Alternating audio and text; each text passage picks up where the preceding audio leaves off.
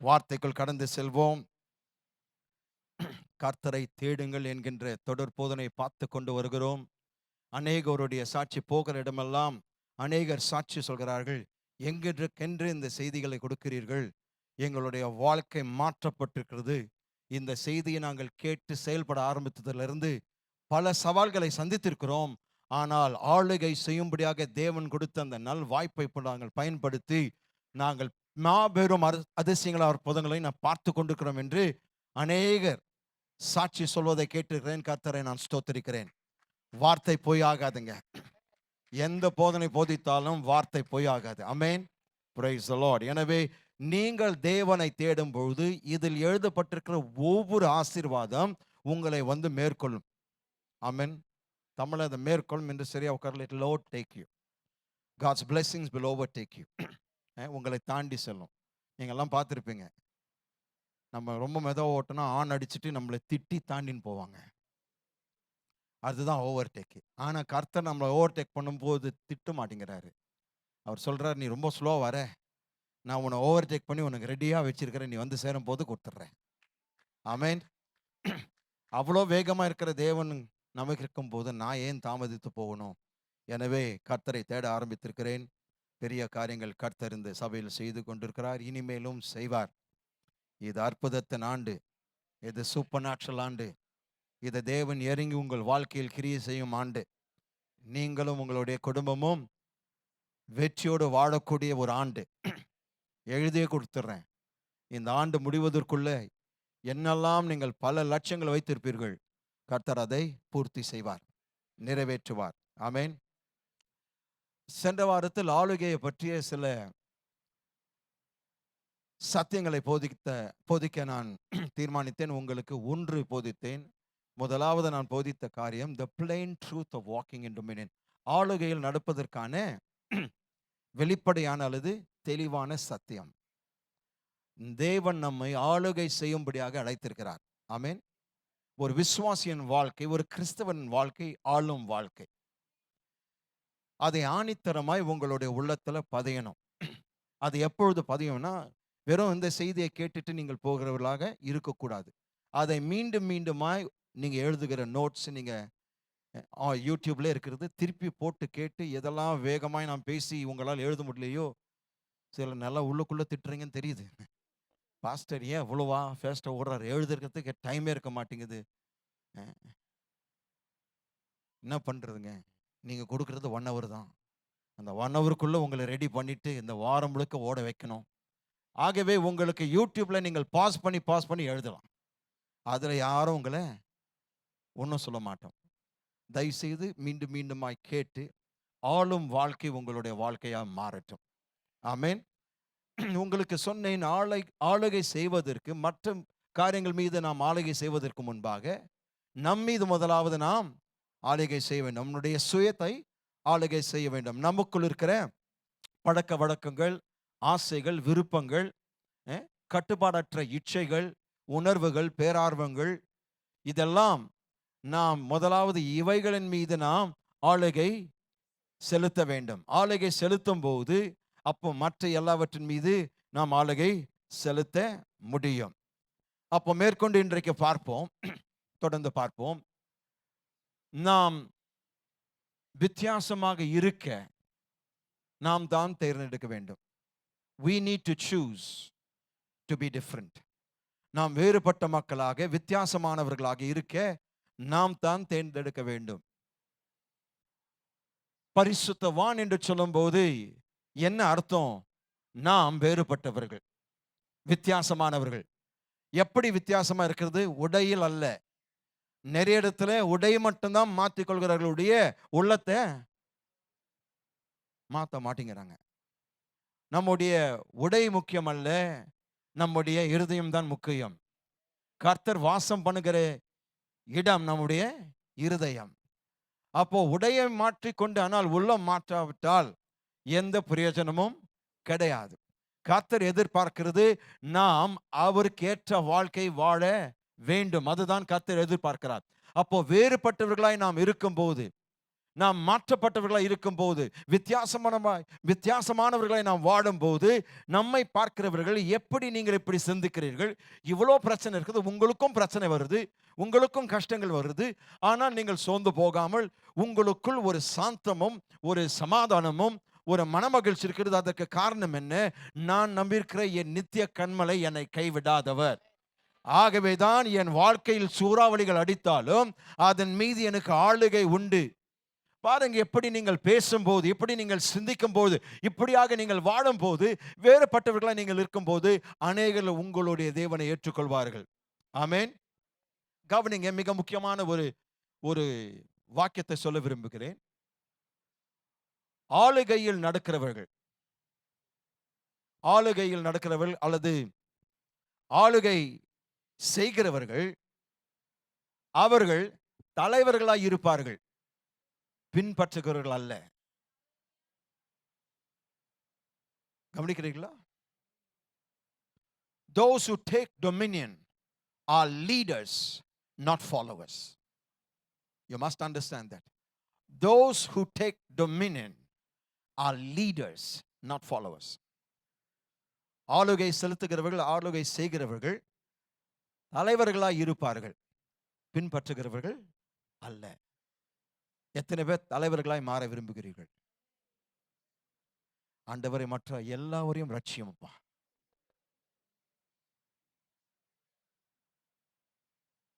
ஆமென்.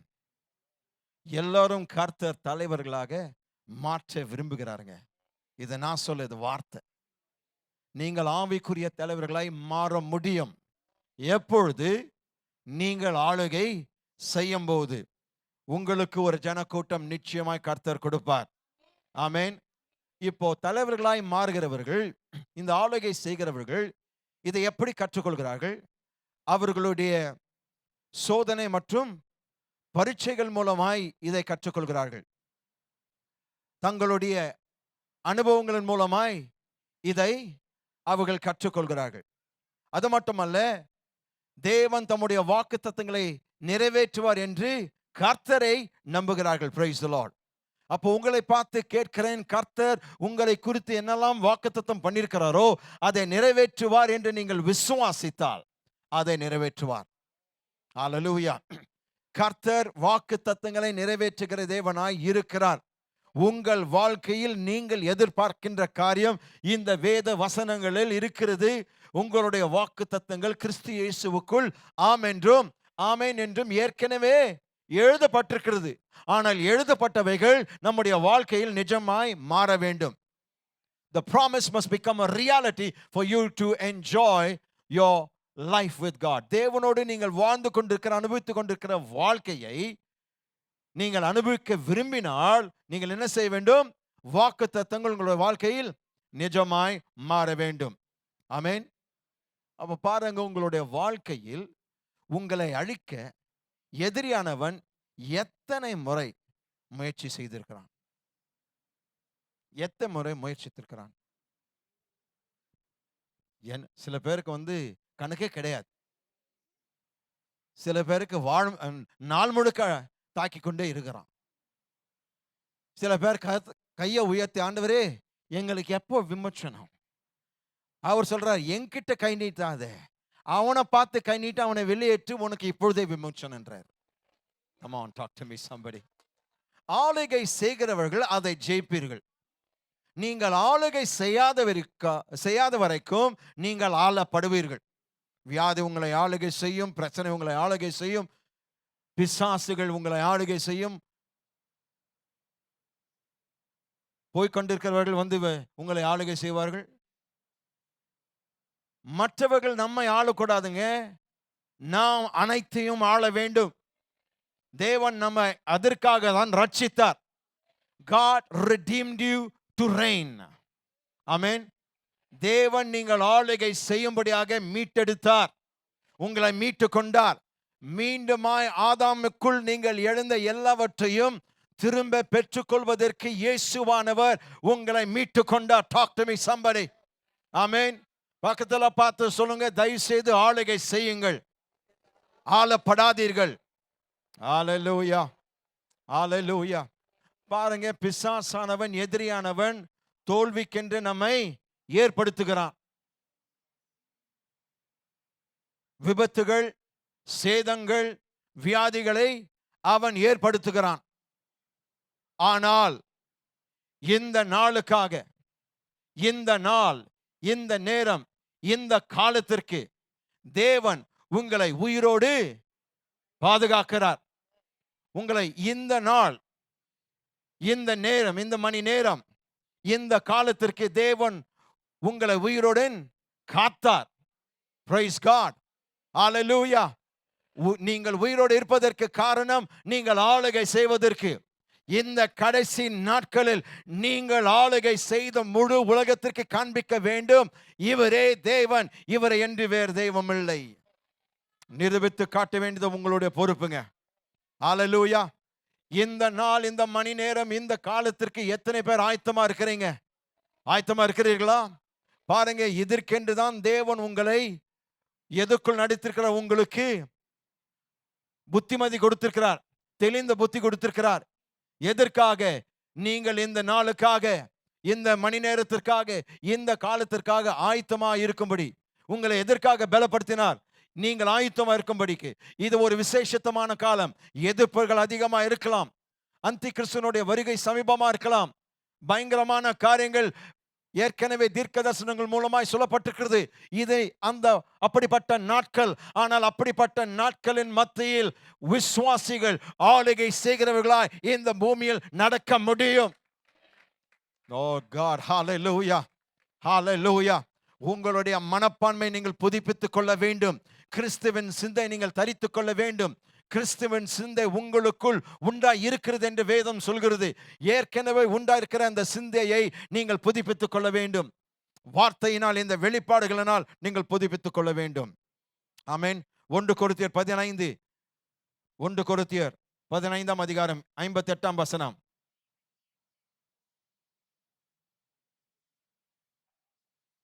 ஆகையால் எனக்கு பிரியமான சகோதரரே, கர்த்தருக்குள் நீங்கள் படுகிற பிரயாசம் விரோதமாயிராது என்று அறிந்து, நீங்கள் உறுதிப்பட்டவர்களாயும் அசையாதவர்களாயும் கர்த்தருடைய கிரியையிலே எப்பொழுதும் பெருகுகிறவர்களாயும் இருப்பீர்களாக.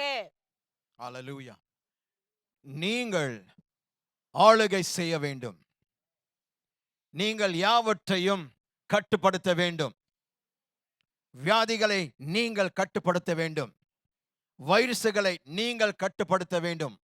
உங்களை எதிர்க்கின்ற கிருமிகள் நீங்கள் கட்டுப்படுத்த முடியும். இது தேவன் நமக்கு கொடுத்திருக்கிற சுதந்திரம். ஒவ்வொரு விசுவாசிக்கு தேவன் கொடுத்திருக்கிற சுதந்திரம். அதை விசுவாசிக்கிறவர்கள் பெற்றுக்கொள்வீர்கள். ஆமென். பிரியமானவர்களை, நீங்கள் அதை தயவு செய்து இன்றைக்கு புரிந்து கொள்ளுங்க. நீங்கள் ஆளுகை செய்ய வேண்டும். You must take control. You must take dominion. நீங்கள் ஆளுகை செய்ய வேண்டும். நீங்கள் யாவற்றையும் கட்டுப்படுத்த வேண்டும். எத்தனை பேர் அதை செய்ய போறீங்க? ஆமென். எத்தனையோ பேர் இன்னும் சில காரியங்களுக்கு அடிமைகளாய் இருக்கிறோம். உடைக்கும், அதை உடைப்போம் இந்த காலையில. ஆமென். நீங்கள் பணிந்து கொள்ள வேண்டாத காரியங்களுக்கு பணிந்து கொள்வதை நிறுத்துங்க. சிலருக்கு அப்படியே சில காரியங்களுக்கு போய் சரணடைகிறோம். என்கிட்ட ஒரு சிஸ்டர் சொன்னா, நாங்க ஊழியெல்லாம் செய்யறதில்ல பிரதர், ஏன்னா பிசாசு எங்க பிள்ளைங்களை வந்து அடிச்சிடுவான்.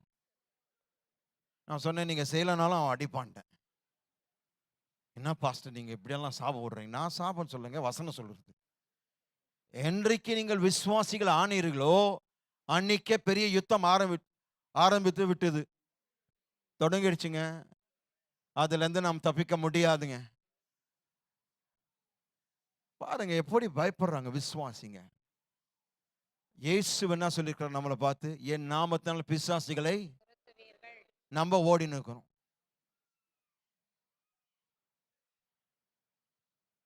அவன் நம்மளை தொடுத்து நிற்கிறான். ஏன்னா ஆளுகையின் சத்தியம் நமக்கு தெரியல. தேவனுடைய நோக்கம் இன்னும் மாறல.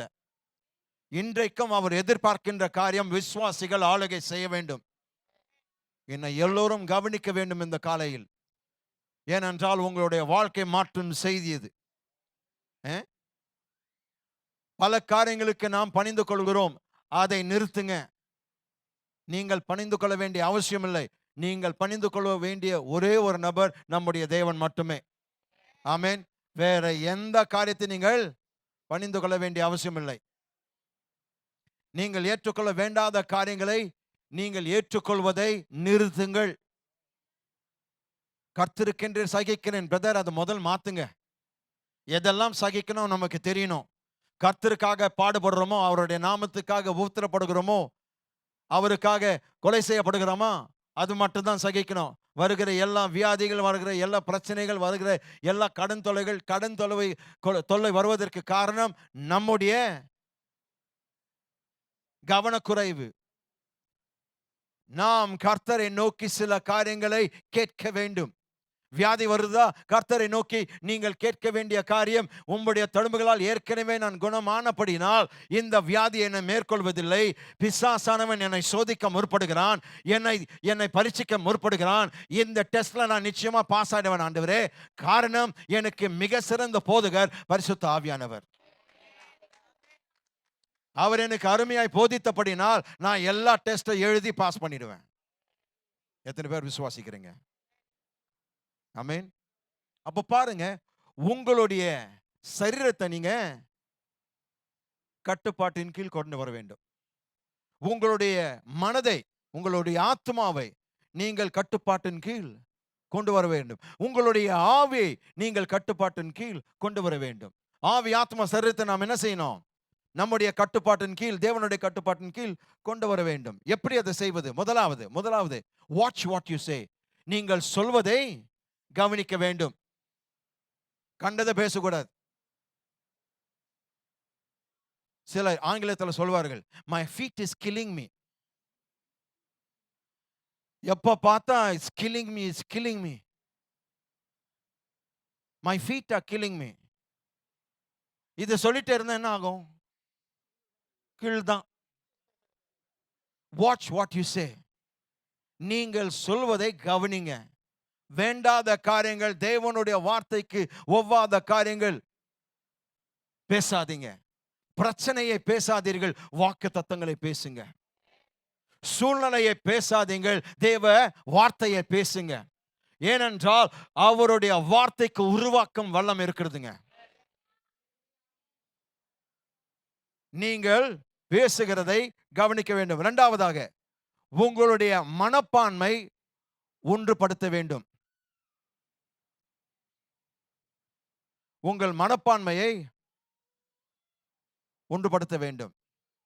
Get your attitude together. மூன்றாவது, நீங்கள் நீதிக்காக நிற்க வேண்டும். Stand for righteousness. நீங்கள் நீதிக்காக நிற்க வேண்டும். நான்காவது, நீங்கள் பரிசுத்தத்திற்காய் நிற்க வேண்டும். ஐந்தாவது, நீங்கள் தேவனுடைய வார்த்தையை உறுதியாக உயர்த்த வேண்டும்.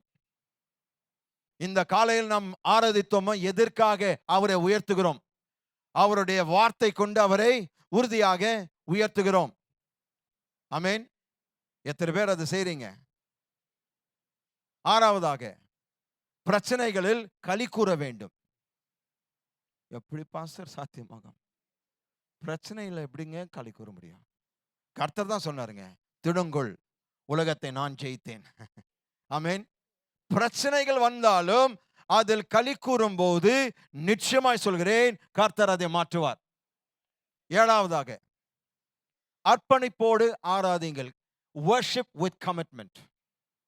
அர்ப்பணிப்போடு ஆராதிங்கள். கடைசியாக, அதிகாரத்தில் நில்லுங்கள். stand in authority. 8th, stand in authority. அதிகாரத்தில் நில்லுங்க. பிசாசை பார்த்து சொன்னோம், அப்பாலா போ சாத்தானே, உன் கையை என் குடும்பத்திலிருந்து, என் பிள்ளைகளிலிருந்து, என்னுடைய வாழ்க்கையிலிருந்து, என்னுடைய வியாபாரத்திலிருந்து, என் படிப்பிலிருந்து, நீங்கள் எதனூட கடந்து போகிறோம் அதை எல்லாமே அவன் கை எடுக்கணும். கர்த்தருடைய கரம் மட்டும்தான் நம்ம மேல இருக்க முடியுங்க. இருக்கிறீங்களா?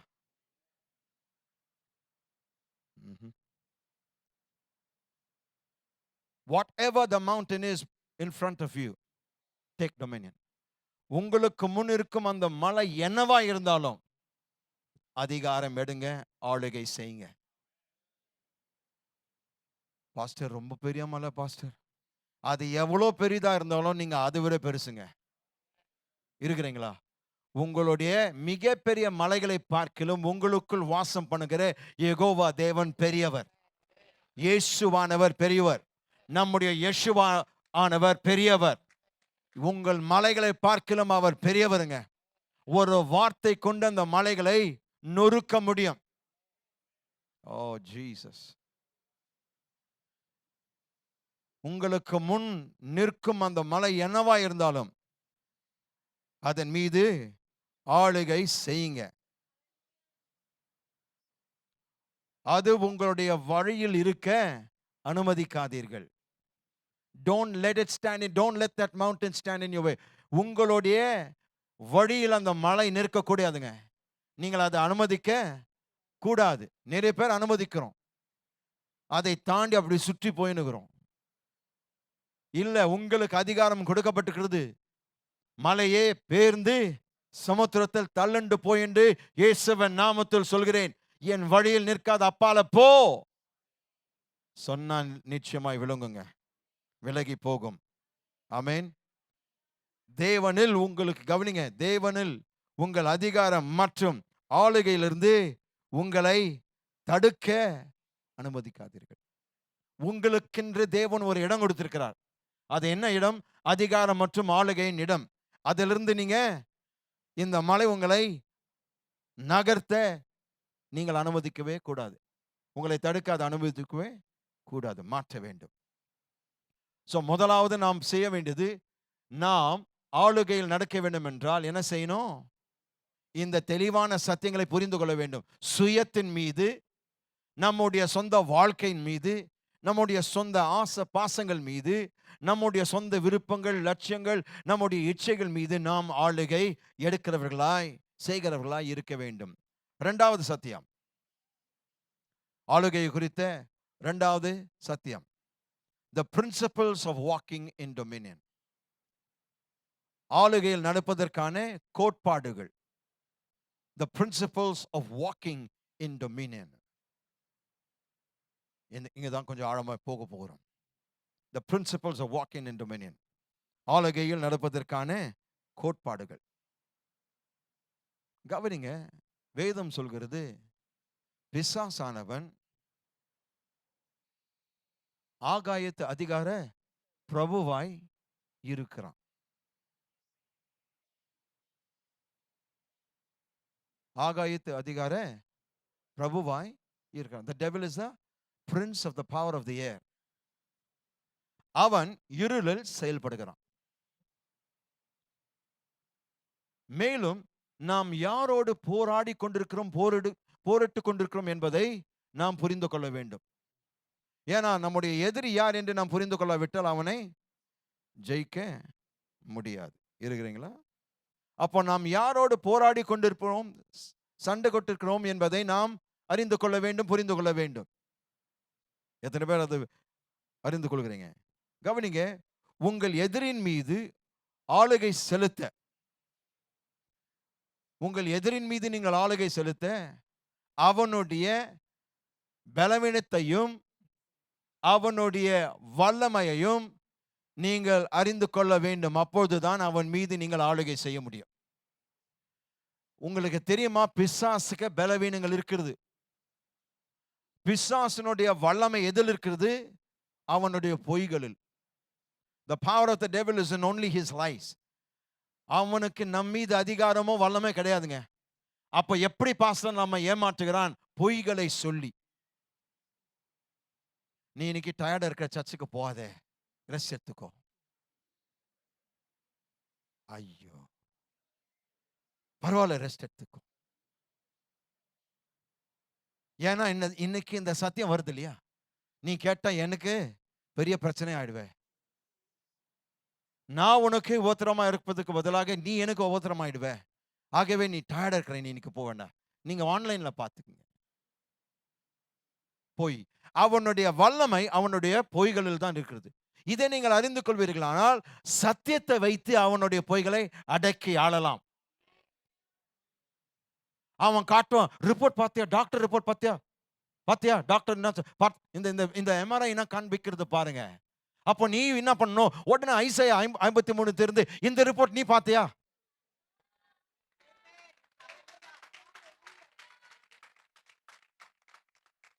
நான் அதை பார்த்துட்டேன், நான் அந்த எம்ஆர்ஐ பார்த்துட்டேன். ஆனால் அதை பார்க்கலும் வானமும் பூமியும் ஒழிந்து போனாலும் என் வார்த்தைகள் ஒழியாது என்று ஏசாயா 53 4ஆம் வசனம் சொல்கிறது. அவருடைய தழும்புகளால் நான் குணமானேன், அவர் என் நோய்களை சுமந்து என்னுடைய வேதனைகளை தீர்த்தார், நான் சுகமானேன். நான் இந்த ரிப்போர்ட் தான் விசுவாசிக்கிறேன். நீ அவனுக்கு உங்க ரிப்போர்ட்டை காட்டணுங்க. அவன் பொய்களை காட்டும் போது சத்தியத்தை காட்டுங்க. ஒவ்வொன்றுக்கும் நீங்கள் சத்தியத்தை நீங்கள் காண்பிக்கும் போது அவன் தோற்று போவான். ஏன்னா ஒரு காலமும் அவனுடைய பொய்கள் உன்னுடைய சத்தியத்தை ஜெயிக்க முடியாது. உன்னுடைய சத்தியம் என்று சொல்லும் போது கர்த்தருடைய வார்த்தை நான் சொல்கிறேன், என்கிட்ட இருக்கிறது சத்தியமுங்க. ஆமென். அவன்கிட்ட இருக்கிறது பொய். அவன் பொய்க்கு தகப்பனா இருக்கிறான். அவனுடைய வல்லமை எதில் இருக்கிறது, அவனுடைய பொய்கள். அப்போ அவன் பொய் சொல்லும் போது பிசாசே, எனக்கு இது பொய் என்று எனக்கு தெரியும், இதுதான் மெய், இதுதான் சத்தியம், இதில் தான் நான் நிற்பேன், அப்பால போ, நீங்கள் வெற்றி பெறுவீர்கள். Oh, talk to me somebody.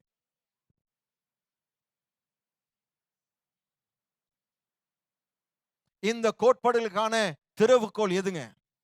இந்த கோட்பாடுகளுக்கான திறவுகோல் நீங்கள் யாராய் இருக்கிறீர்கள் என்பதை அறிந்து கொள்வதும், அதன் பிறகு நீங்கள் யாராய் இருக்கிறீர்கள் என்பதை பிசாசுக்கு தெரியப்படுத்துவதும். இந்த கோட்பாடுகளுக்கான திறவுகோல் எதுங்க? நீங்கள் கிறிஸ்து இயேசுவுக்குள் யாராய் இருக்கிறீர்கள், நீங்கள் அதை அறிந்து கொண்ட பிறகு பிசாசுக்கு நீங்க என்ன செய்யணும், தெரிவிக்கணும். இதுதான் நான் இருக்கிறீங்களா? பிசாசை நீ இப்போது எத்தனை காரியங்களை வைத்து என்னை சுட்டி காட்டி என்னை வந்து குற்றப்படுத்தின, ஆனால் வேதம் சொல்கிறது நான் உன்னதமான தேவனுடைய பிள்ளை. அல்லேலூயா. தேவன் நம்மை பார்த்து நீங்கள் தேவர்கள் என்று சொல்லியிருக்கிறார். சங்கீதம் 82 6ஆம் வசனம் அதான் சொல்கிறது, நீங்கள் தேவர்களா இருக்கிறீர்கள். ஓ பிரைஸ் காட். அப்போ நான் வந்து உன்னதமான தேவன் சொல்றது இல்லையே, அவருடைய பிள்ளை நாங்க. வேதத்துல ஒரு கோட்பாடு, தேவன் ஒரு பிரமாணத்தை ரிலீஸ் பண்ணாருங்க. ஒவ்வொரு கொடி செடி மரம் எல்லாமே தன் தன் ஜாதிகளுக்கு ஏத்த சொல்லுங்க பிறப்பித்தது. அப்போ அந்த விதிமுறை, அந்த கோட்பாடு, அந்த பிரமாணத்தை எடுத்து பார்க்கும் போது தேவனால் வந்தது எப்படி இருக்கும்? இதுதாங்க பிரின்சிபல். இது நான் சொல்ல, ஆதியாகமம் சொல்லியிருக்குது. தேவன் எல்லாவற்றையும் தன் தன் ஜாதிக்கேற்ற மாதிரி சிருஷ்டித்த பிறகு தம்மை பார்த்து சொன்னால், மனுஷனை நம்முடைய சாயலாகவும் நம்முடைய ரூபத்தின்படியே உண்டாக்குவோமாக உண்டாக்கியும் விட்டார். அப்போ நான் தேவனை போல் இருக்கிறதுனால நான் தேவர்கள், நாம் தேவர்கள், தேவனுடைய பிள்ளைகள் தேவர்கள் தான் இருக்க முடியும். அப்போ எப்படி இந்த தேவத்துவத்தை எப்படி நாம் செயல்படுத்துவது? ஆளுகையின் மூலம். இந்த பூமியின் மீது ஆதாம் ஏவாளை தேவன் தேவர்களாய் உண்டாக்கினார்.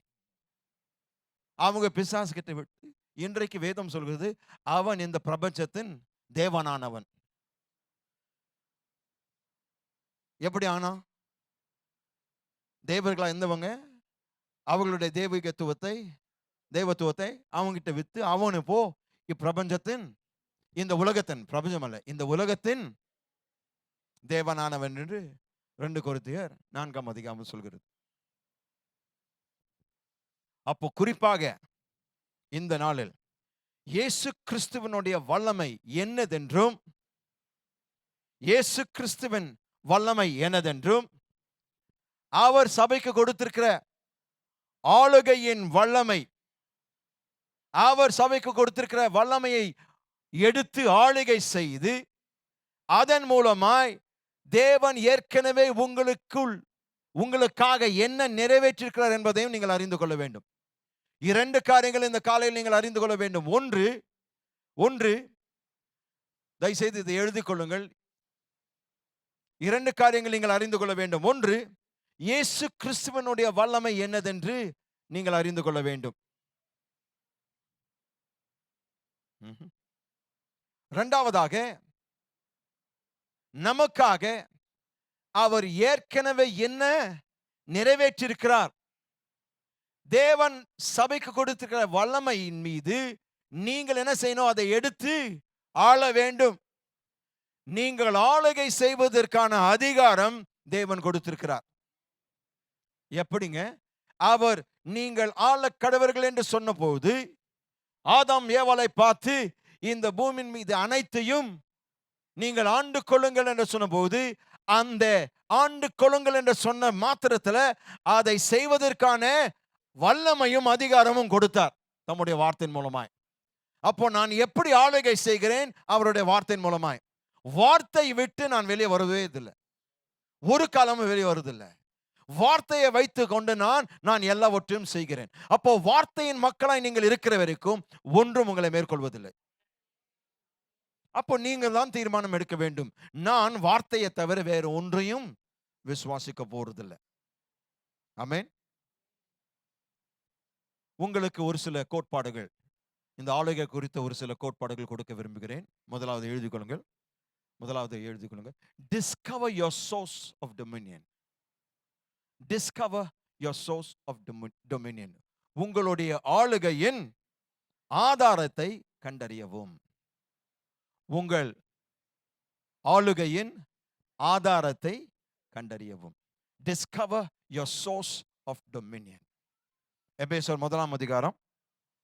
இப்பொழுது நம்முடைய ஆளுகையின் ஆதாரம் யார்? மூல ஆதாரம் யார்? எபேசியர் 1:18 21 வசனம் வரைக்கும்.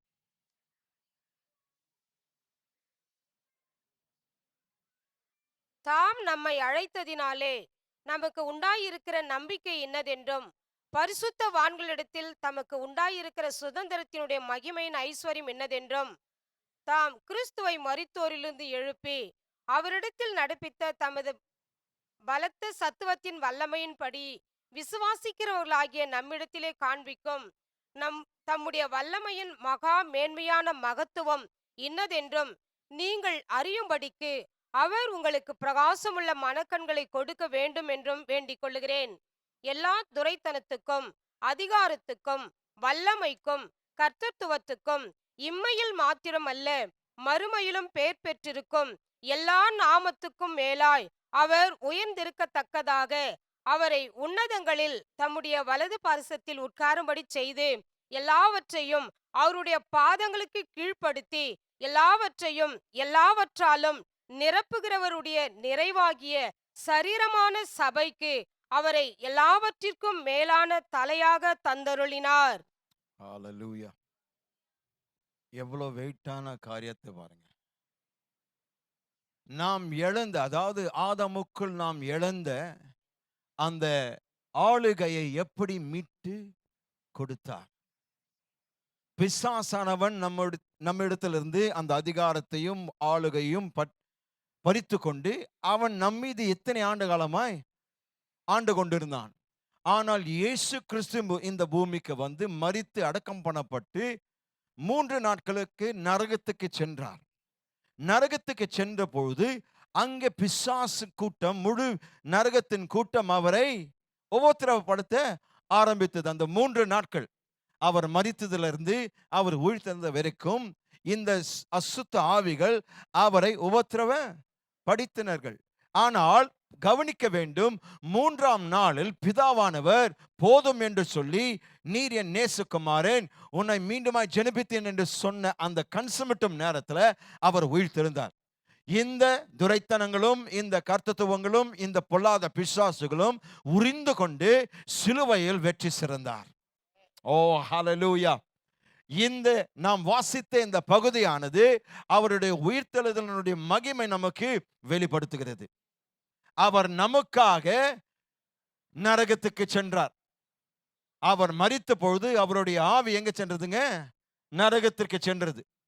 பிசாசு இருக்கும் மண்டலத்திற்கு சென்று 3 நாட்கள் அவதிப்பட்டு 3 நாட்கள் பிசாசின் கூட்டத்தினால் உபத்திரவம் பண்ணப்பட்டு 3ஆம் நாள் அவர் உயிர்த்தெழுந்த பொழுது அவர் பிசாசின் கரத்திலிருந்து திறவுகோல்களை மீண்டுமாய் பறித்தார். அல்லேலூயா. அந்த திறவுகோல்களை எடுத்து கொண்டுதான் நம்மிடத்தில் வந்து சபைக்கு அதை கொடுத்தார். இருக்கிறீங்களா? அல்லேலூயா. அவர் சொல்கிறார், மரணத்தையும் பாதாளத்தின் வாசல்கள் எனக்கு இருக்கிறது, நான் ஜெயித்து வந்துவிட்டேன், உங்களுடைய ஆளுகையை மீண்டுமாய் நான் பெற்றுக்கொண்டேன். ஆனால் இது எனக்கு அவசியம் இல்லை, நான் இவனை தோற்கடிக்க வேண்டிய அவசியம் இல்லை. நான் அவனை பருத்திலிருந்து தூக்கி எறிந்த பொழுது அவனை அப்பொழுதே நான் தோற்கடித்து விட்டேன். நான் அவரை தோற்கடித்ததுக்கு காரணம் நீ இழந்ததை உனக்கு திருப்பி தரும்படியாக நான் மரணத்தை சந்தித்தேன், பாவத்தை சுமந்தேன். மரணத்தின் மூலமாய் மரணத்துக்கு அதிகாரியாக இருந்த பிசாசினுடைய அவனுடைய பிடியை உடைத்து மரணத்தின் கூரை உடைத்து உயிர் தெழுந்து நான் உனக்கு இந்த ஆளுகையை மீண்டுமாய் தருகிறேன், பெற்றுக்கொள். ஓ ஹalleluya, ஹalleluya, ஹalleluya. இப்பொழுது 18ஆம் வசனத்தை வாசிப்போம். தாம் நம்மை அழைத்ததினாலே நமக்கு உண்டாயிருக்கிற நம்பிக்கை இன்னதென்றும் பரிசுத்தவான்களிடத்தில் தமக்கு உண்டாயிருக்கிற சுதந்திரத்தினுடைய மகிமையின் ஐஸ்வர்யம் இன்னதென்றும் தாம் கிறிஸ்துவை மரித்தோரிலிருந்து எழுப்பி. கவனிங்க, அவர் கிறிஸ்துவை மரித்தோரிலிருந்து எழுப்பின போது நடந்த சம்பவம் இது, நடந்த காரியம். இதை நாம் புரிந்து கொள்ள வேண்டும். கவனிங்க, அவர் கிறிஸ்துவை மரித்தோரிலிருந்து எழுப்பி அவரிடத்தில் நடப்பித்த தமது பலத்த சத்துவத்தின் வல்லமையின்படியே. அல்லேலூயா. எங்கெங்க தேவன் தம்முடைய பலத்த சத்துவத்தின் வல்லமை வெளிப்படுத்தினார்? இயேசு கிறிஸ்துவை மரணத்திலிருந்து. எந்த மரணம்? ஆவிக்குரிய மரணம். பிசாசு கொண்டு வந்த மரணத்திலிருந்து இயேசுவை வெறும் சரீர பிரகாரமாய் உயிர்த்தெழ வைக்கலைங்க. அவரை மரணத்திலிருந்து சொல்லும்போது அவர் நித்திய மரணத்திலிருந்து ஆவிக்குரிய மரணத்திலிருந்து இயேசுவை உயிரோடு கொண்டு வந்தார். ஆகவேதான் தம்முடைய முழு வல்லமை அதிகாரம் பயன்படுத்தி தான் இயேசுவை உயிரோடு எழுப்பினார். இது வெறும் சரீர உயிர்த்தெழுதல் அல்ல, ஆவிக்குரிய உயிர்த்தெழுதலும் நடந்திருக்கிறது. ஏனென்றால் இயேசு உயிர்த்தெழுத போது பல கோடி விசுவாசிகள் அவருக்குள் அன்றைக்கு எழுப்பப்பட்டோம். ஓ மை காட், ஹalleluya. நீங்கள் உயிர்த்தெழுந்த விசுவாசிகள். இந்த வருகின்ற 2 வாரத்திற்குள் அதை கொண்டாட போகிறோம். நீங்கள் உயிர்த்தெழுந்த விசுவாசிகள். நீங்கள் உயிர்த்தெழுந்த வாழ்க்கை வாழ வேண்டும் பிரியமானவர்களே. உங்களுடைய சரீரத்தில் உயிர்த்தெழுதலின் வல்லமை குடியிருக்கிறது. தொடர்ந்து வாசிங்க. மீண்டும் 19ஆம் வசனத்தை வாசிங்க. தாம் கிறிஸ்துவை மரித்தோரிலிருந்து எழுப்பி அவரிடத்தில் நடப்பித்த தமது பலத்த சத்துவத்தின் வல்லமையின்படியே விசுவாசிக்கிறவர்களாகிய நம்மிடத்திலே காண்பிக்கும் தம்முடைய வல்லமையின் மகா மேன்மையான மகத்துவம் இன்னதென்றும் நீங்கள் அறியும்படிக்கு அவர் உங்களுக்கு பிரகாசமுள்ள மனக்கண்களை கொடுக்க வேண்டும் என்றும் வேண்டிக் கொள்கிறேன். கிறிஸ்துவின் மூலமாய் நாம் என்ன பெற்றிருக்கிறோம்? அவருடைய வல்லமையின் மகா மேன்மையான மகத்துவம். எல்லாரும் சொல்லுங்க அத. அவருடைய வல்லமையான வசனத்தை வாசிச்சு சொல்லுங்க. மகா மேன்மையான மகத்துவம் எனக்குள் இருக்கிறதுங்க. எல்லாரும் சொல்லுங்க மீண்டுமா. அவருடைய வல்லமையின் அல்லேலூயா. இப்பொழுது இயேசுவை எந்த வல்லமை பயன்படுத்தி எழுப்பினாரோ அதே வல்லமை யாருக்குள் இருக்கிறதுங்க? கமான். தம்முடைய வல்லமையின் மகா மேன்மையான மகத்துவம் எங்க இருக்கிறதுங்க? உங்களுக்குள் இருக்கிறது. கவனிங்க, வார்த்தைகள் எப்படி அடுக்க வச்சு எழுதியிருக்கார் பாருங்க. தம்முடைய வல்லமையின் மகா மேன்மையான மகத்துவம். வல்லமையின் தம்முடைய, அதாவது அவருடைய வல்லமையின் மகா மேன்மையான மகத்துவம். ஏன்னா அவருக்கே வார்த்தைகள் கிடைக்கல, திக்கி தடுமாறுறார். பெரிய அப்போஸ்தலர் பவுல், மேதையானவர், கிரேக்க மொழி கொண்டவர், கிரேக்கத்தை அதிகமாய் படித்தவர், அவராலே வார்த்தைகள் கண்டுபிடிக்க முடியாது. ஏனென்றால் உயிர்த்தெழுதலினுடைய அற்புதம் வார்த்தைகளால் விவரிக்க முடியாதுங்க. ஆனால் ஒவ்வொரு விசுவாசிக்குள் அந்த வல்லமையின் மகிமையான வார்த்தை, அந்த வல்லமை எல்லாமே, அந்த அதிகாரம், அந்த கர்த்தத்துவம், அந்த மகத்துவம் உங்களுக்குள் ராஜரிகம் பண்ணுகிறது, உங்களுக்குள் வாசமா இருக்கிறது. இது எல்லாமே ஒவ்வொரு விசுவாசிக்குள் இருக்கிறது என்று வேதம் சொல்கிறது. இயேசு கிறிஸ்துவை எதற்காக அவ்வளவு வல்லமை பயன்படுத்தி எழுப்பினார்? ஏனென்றால் அவர் எழுந்திருக்கும் போது அந்த வல்லமை உங்களுக்குள் அவர் வைத்து விட்டார். அந்த மகா மேன்மையான மகத்துவம் இருக்கிறதுனால நான் சர்வத்தின் மீது ஆளுகை செய்ய முடியும் அவரை போல. ஓ மை காட், இவ்வளோ வல்லமை வைத்துக் கொண்டு நாம் ஏன் திக்கி தடுமாறணும்? ஏன் வருதெல்லாம் நான் சகிக்கணும்? ஏன் அவன் பேசுறது நான் பார்த்து சோர்ந்து போயிட்டு, ஓ அவன் சொல்லிட்டான், அவன் சமைச்சிட்டான், என் வீட்டில் ஏதோ போட்டான், இதை சுற்றி ஊற்றிட்டோமே, எங்கே வேணா ஊற்றிட்டோம். அவன் என் சவுத்து மேலே தான் ஊட்டும், அவ்வளோதான். என் மதில் மீது, என் காம்பவுண்ட் வால் மட்டுமே தான் பூசி அவன் ஊற்ற முடியும். ஆனால் அவனுக்கு தெரியாது, ஏற்கனவே என்னுடைய முழு வீடு இரத்த கோட்டைக்குள் இருக்கிறது. நான் ஏற்கனவே பூசப்பட்டவன். இவன் பூசி எனக்கு ஒன்றும் ஆக போறதில்லை. இருக்கிறீங்களா? அவன் ஊத்துனது அவனுக்கு தான் போய் அடிக்கும். ஏன்னா அவன் பூசினது கிட்ட கூட வராது. ஏற்கனவே நான் பூசப்பட்டவன். Talk to me somebody. Come on. பக்கத்தில் பார்த்து சொல்லுங்க, நீங்க ஏற்கனவே பூசப்பட்டவர்கள். அவன் பூசி நீங்க ஊசி ஆக போறதில்லை. இருக்கிறீங்களா? பயப்படுறோம். யாராவது ஏதாவது ஐயோன்னு பார்க்குறோம். எலுமிச்சம் கீழே வந்துச்சுன்னா இயேசுவின் ரத்தம் ஜெயம். அது வரைக்கும் ஏன் இயேசுவின் ரத்தம் ஜெயம் வரமாட்டேங்குது? பிரதர், எங்க வீட்டு பின்னாடி சில வெளிச்சம் எடுத்தோம், கருப்பாயிடுச்சு. கருப்பு தானே ஆயிடுச்சு. ஏங்க அடிக்கிற நம்ம வேலூர் வெயிலுக்கு கருப்பாகாம வேற என்னங்க ஆகும்? இவங்க வேற ஏனோ யோசிக்கிறாங்க. அது கருப்பாயிடுச்சு. கருப்பாயிடுச்சுன்னா நம்ம போறக்கூடிய நேரம் வந்துடுச்சு. ஐயோ, நீங்க வாழக்கூடிய நேரங்க.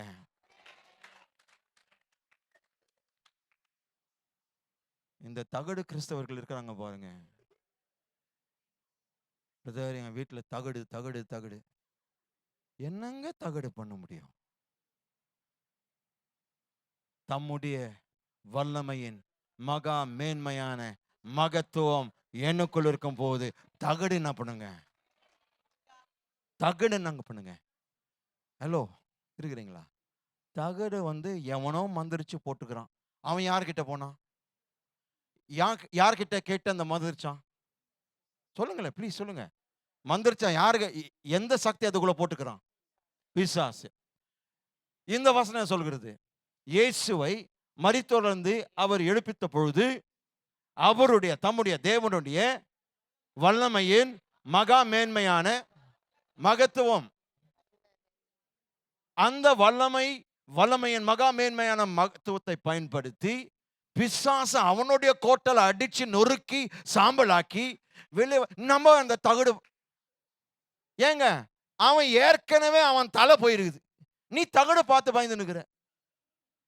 அங்கே உள்ள நுழைஞ்சு சிங்க கோட்டைக்குள்ள போய் அவனை அசிங்கப்படுத்தி அவனை ஜெயித்து திறவுகோல் எடுத்து அவர் சொல்கிறார், நான் ஜெயிச்சுட்டா, இப்போ நீ ஜெயின்றார், நீ ஜெயித்துக்கொள் என்றார், நீ வெற்றி பெறுன்றார். இனி நீ என்னுடைய ஸ்தானத்தில் என்னுடைய பிரதிநிதியாய் நீ ஆண்டுகொள். நீ ஆளுவது மட்டுமல்ல, மற்றவர்களுக்கு கற்றுக் கொடுங்க. ஏஎஃப்டி திருச்சபை விசுவாசிகளே, நீங்கள் மற்றவர்களுக்கு போதிக்கக்கூடிய நிலையில் தேவன் உங்களை வைத்திருக்கிறார். You got to rise and say, I will rule. I'll teach you to rule. இந்த போதனையினுடைய ஆழங்கள் எதற்காக? ஆழமான போதனை சொல்வதற்காக அல்ல, நீங்கள் மற்றவர்களுக்கு போதிக்கணும். இதுதான் கிறிஸ்தவ வாழ்க்கை. இனி நான் அல்ல, கிறிஸ்துவே எனக்குள் வாழ்கிறான் என்று சொல்லும்போது இதுதான். நரகத்திற்கே போய் அவனுடைய கோட்டலை அவனை தோற்கடித்து அவனை நசுக்கி அவனை நிர்மூலமாக்கி அவர் வெற்றி சிறந்தார். இப்போ அந்த வல்லமை எனக்குள் இருக்கிறது என்பதை நான் அறிந்து கொள்ள வேண்டும். ஆமென். பாருங்க, அவர் மரித்தோரிலிருந்து எழுப்பப்பட்ட உடனே சாத்தானிடமிருந்து இயேசுவானவர் ஆளுகையை எடுத்துக்கொண்டார். Praise God. ஆளுகை எடுத்தது அவர் எடுத்துட்டு போலங்க, பரலோகத்துக்கு எடுத்துட்டு போல. நீங்கள் போய் சுவிசேஷத்தை பிரசங்கின்னு சொல்லிட்டு அந்த ஆளுகை நம்ம இடத்தில் கொடுத்திருக்கிறார். இன்றைக்கு அவருடைய ஆளும் தன்மை சபைக்குள் இருக்கிறது. ஒவ்வொரு சபைக்குள் இருக்கிறது. இருக்கிறீங்களா? ஒவ்வொரு சபைக்குள் இருக்கிறதுங்க. ஒவ்வொரு விசுவாசிக்குள் ஆளும் தன்மை இருக்கிறது. ஆமென். ஆளுகை செய்வதற்கு பிசாசினிடத்திலிருந்து அவர் பறித்த அந்த திறவுகோல்கள் சபைக்கு கொடுத்து விட்டார். இப்போ நீங்கள் புரிந்து கொள்ள வேண்டிய, அறிந்து கொள்ள வேண்டிய காரியம், திறவுகோல்கள் காரியங்களை பூட்டுகிறது, திறக்கிறது. கரெக்ட்டுங்களா? நீங்க வைத்திருக்கிற சாவிகள் எதற்காக? ஒன்று பூட்டுவது அல்லது திறப்பது. இப்போ நீங்க எல்லாம் சர்ச்சுக்கு வரும்போது வீடை பூட்டிட்டு தான் வந்திருக்கிறீங்க. சாவி எங்க இருக்குங்க? உங்க கையில தான் இருக்குது. நீங்க திரும்பி போகும்போது நீங்க திறப்பீர்கள். அதே போலவே தேவன் சொல்கிறார், உங்களுடைய கையில் நான் திறவுகோலை கொடுத்திருக்கிறேன். உன் வாழ்க்கையின் சூழ்நிலையை நீங்கள் கட்ட முடியும், கட்டவிழ்க்க முடியும். அப்போ நீங்க என்ன செய்யணும்? உங்களை தொந்தரவு பண்ற பிசாசை சொல்லணும், இயேசுவின் நாமத்தில் உன்னை கட்டுகிறேன். பிரதர், நான் என் வாழ்க்கை பார்த்துருக்கிறேன். ஒவ்வொரு பௌர்ணமியும் அமாவாசை எனக்கு ஏதோ நடக்குது. ஒவ்வொரு பௌர்ணமியும் அமாவாசை. பௌர்ணமினா என்னங்க? சொல்லுங்க, நீங்க சொல்லணும். Full moon. ஃபுல் மூனுங்களா? ஓகே. ஃபுல் மூன் வந்து பௌர்ணமிங்களா? அமாவாசை நோ மூன். இந்த ஃபுல் மூனும் நோ மூனும் நியூ மூன் உருவாக்குறது யாருங்க? யாருக்காக உண்டாக்குனாருங்க? நமக்காக. அப்போ பௌர்ணமி உங்களுக்கு என்ன பண்ணும்? சொல்லுங்க, நீங்க இப்போ பேசுங்க. வாங்க, வசனத்தை தான் வச்சு பேசுறேன். பௌர்ணமி உங்களுக்கு என்ன பண்ணும்? அமாவாசை என்ன பண்ணும்? அம்மாவா போயிடணும். இந்த வாசிக்கு ஒன்றும் சொல்ல முடியாது, அம்மாவா வாசியா போயிடணும். நம்ம என்ன பண்றோம்? இதெல்லாம் பார்த்துட்டு இருக்கிறோம். அவர் சொல்கிறார், கிரகங்கள் உனக்காக தான் உண்டாக்குனேன். இந்த ஃபுல் மூணு, நோ மூணு, நியூ மூணு எல்லாம் என்ன காமிக்கிறது? பருவங்கள் மாறுகிறது. நம்ம என்ன பண்ணிட்டோம்? அது பெருசா பிசாசுக்கு வந்து ஏதோ அவனுக்கு அந்த நேரத்தில் தான் அவனுக்கு வளம் இருக்குது, அந்த நேரத்தில் தான் இதெல்லாம் வந்துடுது. ஒன்றும் வராது. நான் நல்லா தூங்குறேங்க. பௌர்ணமி வந்தாலும் தூங்குறேன், அமாவாசை வந்தாலும் தூங்குறேன், கெட்ட காரத்திலையும் தூங்குறேன்.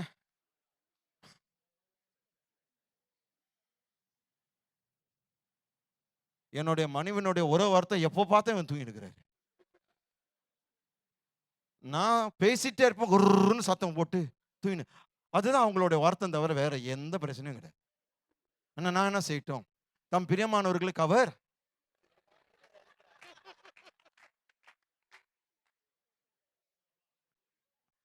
நான் அவருக்கு பிரியமானவங்க. அதிகமான பிளெஸிங்.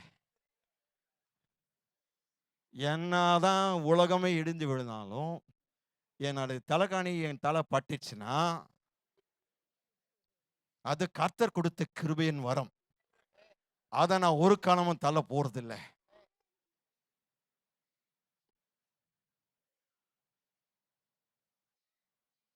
கலைப்பை தாண்டி சத்தியத்தை புரிந்து கொள்ள வேண்டும். இந்த காரியங்கள் எல்லாம் நம்ம சேதப்படுத்த முடியாதுங்க. நீங்க தீர்மானம் எடுத்தா சூரியன், சந்திரன், நட்சத்திரங்கள் நீங்க அடக்கி ஆள முடியும். ஆமென். சங்கீதம் 121 சொல்லியிருக்குங்க. இல்லை, நம்ம மனப்பாடம் உங்களுக்கு தெரியும் இல்லைங்களா? சூரியனும் சந்திரனும் என்ன பண்ணாதுங்க? உங்களை சேதப்படுத்தாது. சொல்லுங்க பிரதர்.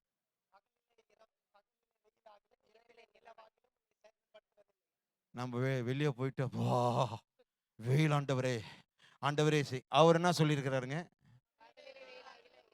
நீங்க இந்த வெயிலில் வெளியே போகும்போது நீங்க சொன்ன வெயிலே, நீ மற்றவை யார் வேணா தொட்டுக்கலாம், ஏன்னும் எங்க சகா விசுவாசிகளும் தொடவே முடியாது.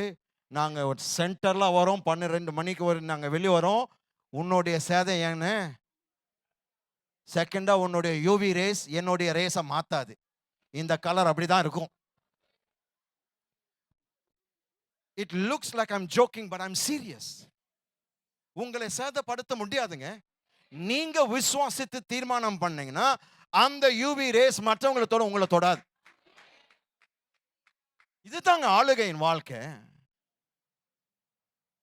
எல்லாவற்றின் மீது இயற்கையாய் நமக்கு எதிராய் இந்த வீழ்ச்சியின் மூலமாய் வந்த எல்லா எதிர்மாறான முரண்பாடான காரியங்களை நீங்கள் ஆள முடியும். பிரதர், இது டூ மச்சா தெரியலங்க. வெயில போய் எப்படிங்க அடுக்க? வெயில அடுக்கலைங்க, என் மேல அது அது ஒண்ணும் பண்ணாது.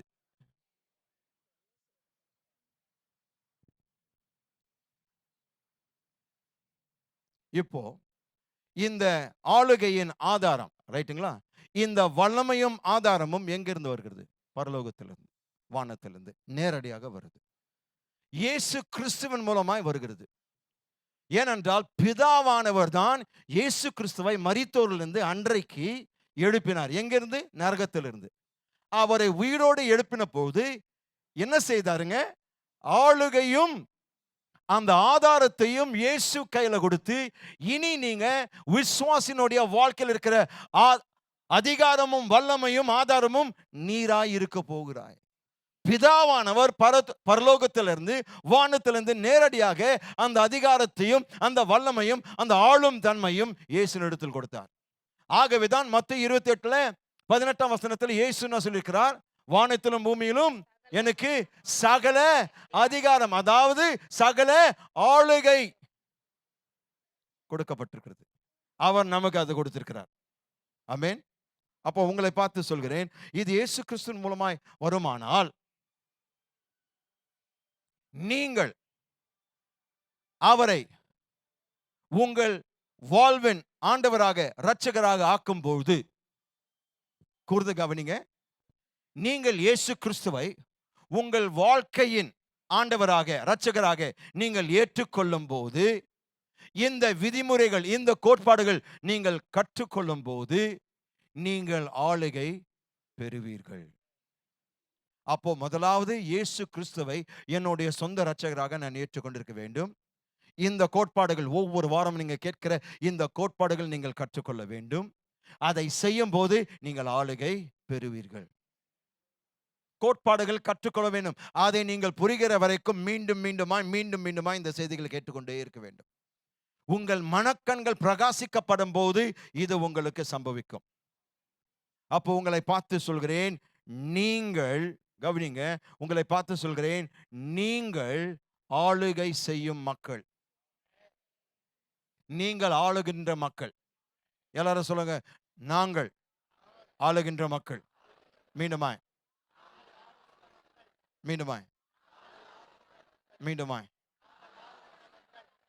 இப்போ ஒருவர் பார்த்து நாம் ஆளுகின்ற மக்கள். ஆமென். எத்தனை பேர் நம்புறீங்க? நீங்கள் ஆளுகின்ற மக்கள். எதை ஆளுகிறோம்? எல்லாமே எல்லாமே எல்லாமே எல்லா பிசாசுகள், எல்லா அசுத்தாவிகள், எல்லா விதமான கட்டுகள், எல்லா விதமான சாபங்கள், எல்லா விதமான மந்திர தந்திரங்கள், எல்லா விதமான குறிசொல்கள். இருக்கிறீங்களா? எல்லா கைரேகன் மீது உங்களுக்கு ஆளுகை இருக்கு.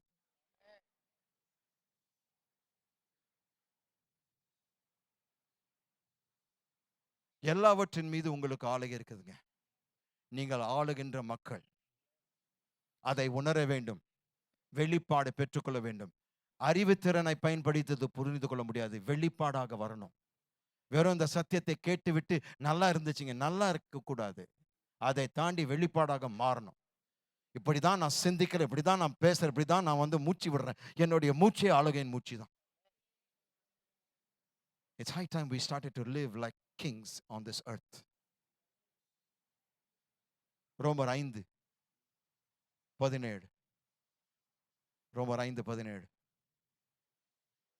அல்லாமலும் ஒருவனுடைய மீறுதலினாலே அந்த ஒருவன் மூலமாய் மரணம் ஆண்டு கொண்டிருக்க, கிருபையின் பரிபூரணத்தையும் பெறுகிறவர்கள் இயேசு கிறிஸ்து என்னும் ஒருவராலே ஜீவனை அடைந்து ஆளுவார்கள் என்பது அதிக நிச்சயமாமே. அல்லேலூயா. அதே வசனம் ஆங்கிலத்துல ஒரு மொழியாக்கத்துல they shall reign as kings on this earth. ராஜாக்களை ஆளுவார்கள். எல்லாரும் சொல்லுங்க, ராஜாக்களாய் நாங்கள் ஆளுவோம். நீங்கள் யாருங்க? ராஜாக்களும் ஆசாரியருமாய் இருக்கிறீர்கள் வேதம் சொல்கிறது. நீங்கள் ராஜாக்களுங்க. எல்லாரும் சொல்லுங்க, நான் ராஜா. சொல்லுங்க திருப்பியும் சொல்லுங்க, நான் ஆள பிறந்தவன். இதுக்கும் உங்க படிப்புக்கும் எந்த சம்மந்தம் கிடையாது. படிப்பு இல்லாம நீங்க ஆளுகை செய்யலாம். படிப்போடு கூட நீங்கள் ஆளுகை செய்யலாம். பிஹெச்டியோடு கூட நீங்கள் ஆளுகை செய்யலாம். இருக்கிறீங்களா? என்றைக்கு நாம் தீர்மானம் எடுக்க வேண்டும், நான் ஆளுகை செய்ய போகிறேன்.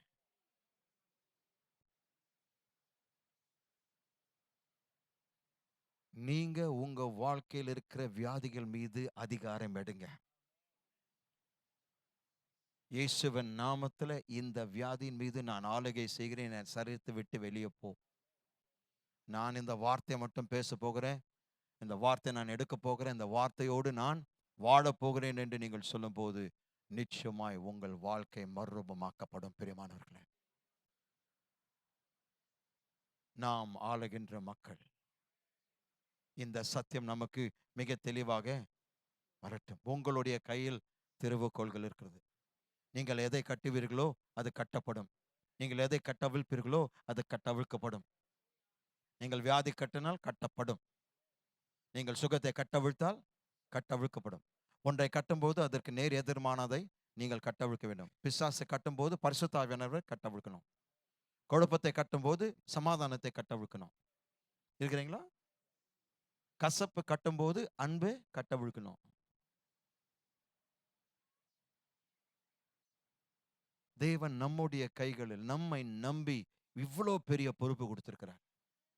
நாம் ஏன் மற்றவர்களை கையேந்தி நிற்கணும்? நாம் ஏன் மற்ற மக்களை பார்த்து இவர்கள் ஏதாவது நமக்கு செய்வார்களா, யாராவது நமக்கு ஜெபிப்பார்களா? ஊழியக்காரர்கள் புதிதாய் ரட்சிக்கப்பட்ட விசுவாசிகளுக்காக இருக்கிறார்கள். நீங்கள் தேவனால் அபிஷேகம் பண்ணப்பட்டவர்கள். நீங்கள் யாரை சார்ந்து வாழ வேண்டிய அவசியம் இல்லை.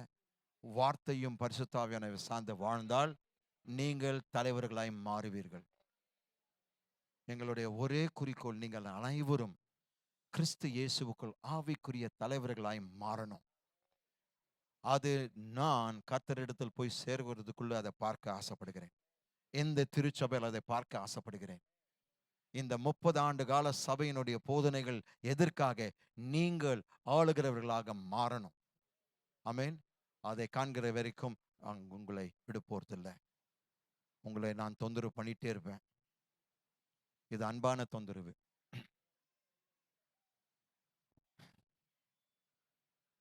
இது அன்பான தொந்தரவு.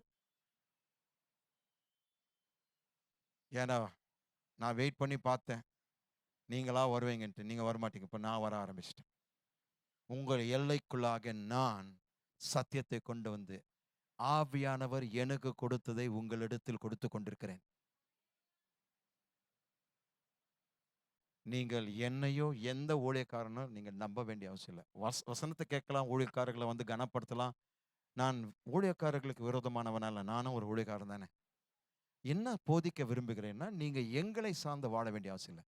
நாங்க இல்லாத பட்சத்தில் என்ன பண்ண போறீங்க? திடீரென்று நான் வெளிநாட்டுக்கு போயிட்டேங்க, இல்ல என்ன செய்ய போறீங்க? அடுத்த ஊழியக்காரர் இல்ல. நீங்க தேவனால் அபிஷேகம் பண்ணப்பட்டவர்கள். நீங்க நின்று உங்களுடைய ஆளுகை நீங்கள் செலுத்தினால், நீங்கள் ஆளுகை எடுத்தால் எல்லாமே உங்களுடைய கட்டுப்பாட்டின் கீழ் அடங்கி வரும். நீங்க எழும்பி சொல்லலாம், இறையாதே, அமைதியாய் இரு, அடங்கி போகிறதா இல்லைன்னு பாருங்க. ஏனென்றால் இது ஒருபோதும் பொய்யாக முடியாதுங்க. நான் சொன்ன ஒவ்வொரு போதனை இந்த வசனத்திலிருந்து தான் உங்களுக்கு ஒவ்வொரு வசனத்தை காண்பித்திருக்கிறேன். இயேசுவானவர் எப்படி நம்முடைய ஆளுகையின் ஆதாரமா மாறினார், எப்படி ஆனார்? நமக்காக அவர் நம்முடைய பாவத்தை ஏற்றுக்கொண்டு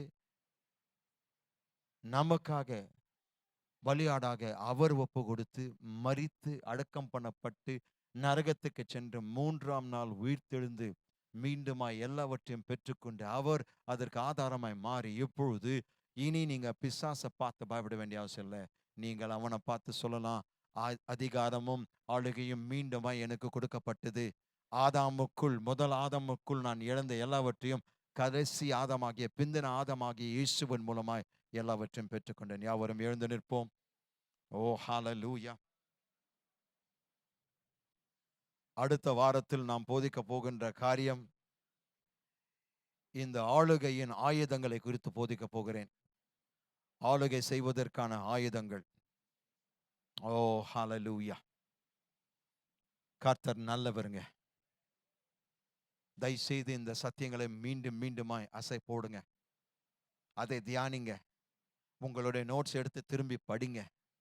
முடிந்தால் உங்களால் எழுத முடியுங்களா, வேகமாக எழுத முடியலைங்களா, மீண்டுமாய் போயிட்டு ஆன்லைனில் யூடியூப்ல ஓப்பன் பண்ணி நீங்கள் அந்த செய்திகளை கேட்டு பாஸ் பண்ணி அந்த சத்தியங்களெல்லாம் எடுத்துக்கொண்டு நீங்கள் ஆளுகை செய்து, அருமையான டாக்டர் ஷார்லட் அவர்கள் எப்படி சாட்சி சொன்னார்களோ, ஒவ்வொரு வாரமும் அநேக சாட்சிகள் எழுதணும். உங்க வாழ்க்கையில மாபெரும் அதிசயங்கள், அற்புதங்கள், அடையாளங்கள் நாள்தோறும் நடக்கிறது என்று நீங்கள் சாட்சி சொல்லணும். ஆமென். நாம் யாவரும் குரல்களை உயர்த்தி கர்த்தரை துதிப்போம். ஹல்லேலூயா. கேட்ட அந்த வார்த்தைக்காக தேவனுக்கு நன்றி சொல்லுங்க.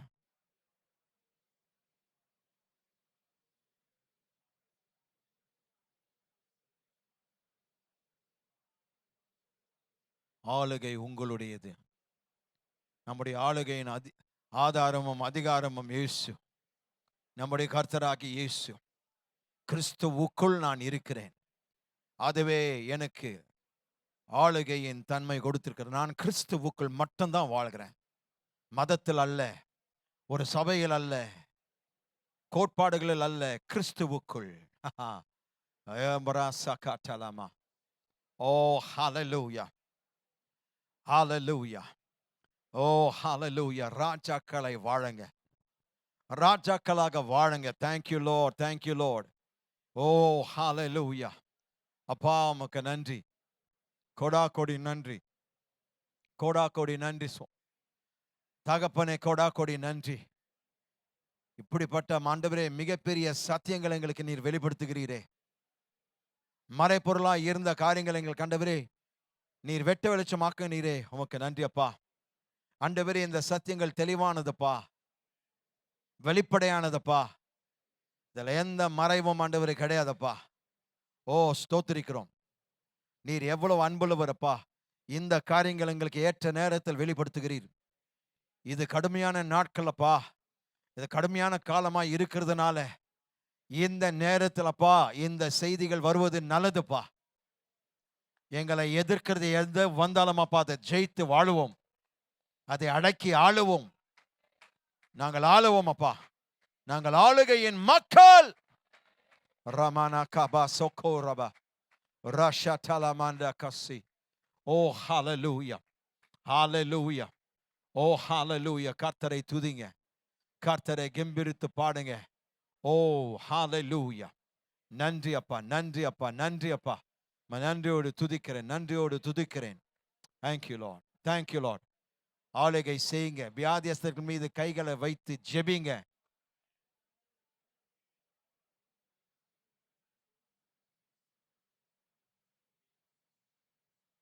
உங்கள் மீது இருக்கிற காரியங்கள் முதலாவது ஆளுகை செய்யுங்க. அப்பொழுதுதான் மற்ற காரியங்கள் மீது ஆளுகை எடுக்க முடியும். நமக்குள் இருக்கிற இச்சைகள் மீது ஆளுகை எடுக்க வேண்டும். உண்மையல்லாத காரியங்கள் மீது ஆளுகை எடுக்கணும். தேவையில்லாத ஆசைகள் அதன் மீது ஆளுகை எடுக்கணும். தேவையில்லாத எண்ணங்கள், பாவ பழக்க வழக்கங்கள், அடிமைத்தனங்கள், அதன் மீது நீங்கள் ஆளுகை செய்யும் போது நிச்சயமாய் நீங்கள் மற்றவர்களுக்காக ஜெபிக்கும் போது அவர்கள் விடுவிக்கப்படுவார்கள். நீங்க விடுவிக்கப்படாவிட்டால் மற்றவர்களை எப்படி போய் தைரியமாய் விடுவிக்க முடியும்? நான் சொல்கிறேன், உங்களுடைய வாழ்க்கையில் இருக்கிற எல்லா கட்டுகள் முறிக்கப்பட போகிறது. ஆயுதங்கள் தேவன் உங்களிடத்தில் கொடுத்திருக்கிறார். பேசி சுதந்திரித்துக்கொள், அறிக்கை செய்து ஆணையிட்டு பெற்றுக்கொள். Watch what you say from now on. அந்த 8 காரியங்களை நினைவுபடுத்திக் கொள்ளுங்கள். ஹalleluya. ஸ்தோத்திரிக்கிறோம் அப்பா. எங்கள் அன்பின் பரலோக பிதாவே, இயேசுவின் நாமத்தில் அப்பா, ஆசீர்வதிக்கப்பட்ட ஆண்டவரே, ஆராதனைக்காக உமக்கு நன்றி அப்பா. துவக்க ஜெபம் முதற்கொண்டு இந்த நிமிடம் இருக்கும்பா, இந்த நொடி வெடுக்கும் கர்த்தாவே, அற்புதமா எங்கள் மீது நீர் அசைவாடினீரியா. எங்களோடு இடைப்பட்டிருப்பா. எங்கள் மனக்கண்கள் பிரகாசிக்க செய்து எங்களோடு நீர் பேசி அப்பா, இந்த சத்தியங்களை புரிந்து கொள்ளும்படியாக கிருபை செய்திரையா. ஆண்டவரே, சத்தியங்கள் ஆழமாய் இருந்தாலும் அப்பா, எங்களுக்கு ஆண்டவரே தெளிவாய் புரிந்து கொள்கிற அளவுக்கு அதை எங்களுக்கு போதித்திரையா. ஆவியானவரை தொடர்ந்து எங்களுக்கு போதியும். இதை எல்லாமே எங்களுக்குள் வெளிச்சமாக வெளிப்பாடாக மாறட்டும் அப்பா. நாங்கள் மட்டுமல்ல, நாங்கள் எங்கெல்லாம் போறோமோ எங்களை பார்த்து அநேகர் ஆண்டவரே உம்மை ஏற்றுக்கொள்ள வேண்டும். இந்த ஆளுகைக்குள் அவர்கள் வர வேண்டும் அப்பா. ஓ, தேவையோடு வந்திருக்கிற மக்களுக்காய் ஜெபிக்கிறேன். ஆன்லைனில் தேவையோடு இருக்கிற மக்கள், அவதிப்படுகிற மக்கள், வேதனைப்படுகிற மக்கள், வியாதியில் தவிக்கிற மக்கள், அவர்களை நசரனாக இயேசுவின் நாமத்திலப்பா இப்பொழுது நான் குணப்படுத்துகிறேன். நீர் யெகோவா ராஃபா, சுகம் தரும் தேவன். அவர்களை சுகப்படுத்தும் அப்பா, அவர்களை சுகப்படுத்தும். ஒவ்வொருத்தரை சுகப்படுத்தும். இந்த சபையில் இருக்கிற ஒவ்வொருத்தரை சுகப்படுத்தும் அப்பா. ஓ ஸ்தோத்திரம் ஆண்டவரே. வியாதி நிமித்தமாய் சபைக்கு வர முடியாத விசுவாசிகளுக்காய் ஜெபிக்கிறேன். இந்த நிமிடத்தில் அவர்களுடைய சரீரங்கள் ஆண்டவரை உயிர்ப்பியும் அப்பா. அவர்களுடைய சரீரங்களை உயிர்ப்பியும் அப்பா. அவர்களுடைய அவயவங்கள் ஆண்டவரை நீர் உயிர்ப்பியும் அப்பா. காயா சுகம் அடை என்று நான் கட்டளையிடுகிறேன் அப்பா. இந்த வியாதியின் கிருமிகள் அப்பா சபைக்கு வருவதை ஆண்டவரே உம்முடைய விசுவாசிகள் தடுக்க கூடாதப்பா. இது ஒரு மலை போன்று கர்த்தாவே அவர்களுக்கு முன் வழியில் நிற்கிறதப்பா. தள்ளண்டு போய் என்று நாங்கள் கட்டளையிடுகிறோம். இவர்களுடைய ஆண்டவரே வழியில் ஏதோ நிற்க கூடாதப்பா. இவங்களை எந்த சக்தி தடுத்து நிறுத்த கூடாதப்பா. பண நெருக்கடிகள், கடன் தொல்லைகள், அதன் நிமித்தமாய் இரவில் தூக்கம் இல்லை, தூங்க முடியல. எத்தனையோ லட்சங்கள் நான் எழுந்திருக்கிறேன் அப்பா. நீர் மீட்டு கொடுக்கிற தேவனையா. எப்படி செய்வீர் என்று எங்களுக்கு தெரியாது, ஆனால் நீர் செய்ய முடியும். நீர் செய்ய வல்லவர். எங்களுடைய தவறுகளை அற்புதங்களாய் மாற்றுகிற தேவன் நீர் அல்லவா. கடன் தொலை அகற்றும். கடன் இல்லாமல் ஒவ்வொரு பிள்ளைகள் வாழட்டும் அப்பா. நீர் இடைப்பட்ட ஆண்டவரே அற்புதத்தை செய்து நீர் வார்த்தையின் தேவன் என்பதை அவர்களுக்கு நிருபம் அப்பா. இப்பொழுது நீர் நிரூபிக்க வேண்டும் நாங்கள் ஜெபிக்கிறோம். ஆதரும் நீர், அத்தாட்சி நீர், பெரிய காரியங்களை செய்து உம்முடைய நாமத்தை மிகப்படுத்தும் அப்பா. இந்த நாளிலும் இந்த வாரத்தில் ஆண்டவரே தங்கள் பிறந்த நாட்கள், தங்களுடைய திருமண நாட்கள் கொண்டாடி கொண்டிருக்கிற மக்களுக்காய் ஜெபிக்கிறேன். இந்த புத்தாண்டு நீர் ஆசீர்வதியும் அப்பா. இந்த புத்தாண்டு கர்த்தாவே உம்முடைய பரிபூரணத்தினாலும் உம்முடைய ஆண்டவரே எல்லா விதமான வாக்கு தத்தங்களால் முடிசூட்டி அவர்களை வெற்றி சிறக்க பண்ணும். இந்த ஆண்டு முழுதுமாக கர்த்தாவே அசாதாரணமான அற்புதங்கள், அடையாளங்கள், அதிசயங்கள், இயற்கைக்கு அப்பாற்பட்ட காரியங்கள் அனுதினமும் அவர்களுடைய வாழ்க்கையில் சம்பவிக்கிறதை அவர்கள் காணட்டும். எல்லா துதி கன மகிமைக்கு சத்தம் கர்த்தராகிய இயேசுவின் நாமத்தில் ஜெபிக்கிறோம் எங்கள் நல்ல பிதாவே. ஆமென், ஆமென். நம்முடைய கர்த்தராகிய இயேசு கிறிஸ்துவின் கிருபையும் பிதாவாகிய தேவனுடைய அன்பும் பரிசுத்தாவினுடைய அன்யோன்ய ஐக்கியம் இப்பொழுதும் எப்பொழுதும் உங்கள் அனைவரோடும் இருப்பதாக. ஆமென், ஆமென். ஹல்லேலூயா. கர்த்தருடைய ஆசீர்வாதத்தை நாம் யாவரும் சேர்ந்து அறிக்கை செய்வோம். என்னாகமம் 6ஆம் அதிகாரம் 24 26 நாம் யாவரும் சேர்ந்து சொல்வோம். கர்த்தர் என்னை ஆசீர்வதித்து என்னை காக்க கடவர். கர்த்தர் தம்முடைய முகத்தை என் மேல் பிரகாசிக்க பண்ணி என் மேல் கிருபையா இருக்க கடவர்.